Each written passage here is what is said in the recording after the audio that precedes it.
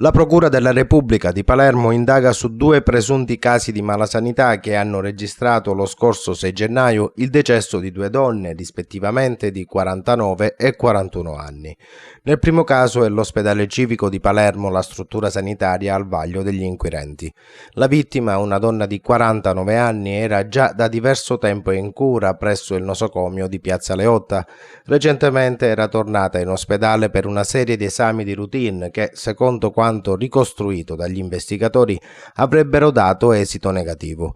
Un nuovo malore poi avrebbe indotto la paziente a recarsi nuovamente in ospedale. Non essendo stata ricoverata, la donna è tornata a casa dove poco tempo dopo è morta, pare per una trombosi. Il secondo decesso sospetto nel giorno dell'Epifania invece è avvenuto a Villa Sofia, dove una donna di 41 anni si era già recata nei giorni 21 e 29 dicembre scorsi per forti dolori al ventre, ma in entrambi i casi sarebbe stata subito dimessa dall'ospedale.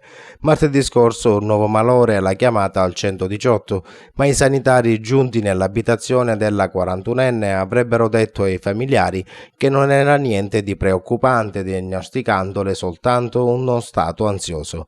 Questa almeno è la versione dei fatti raccontata dai familiari della signora defunta, racconto che contrasta con quanto invece affermato dai responsabili del pronto intervento, che parlano di un rifiuto della paziente di ricoverarsi.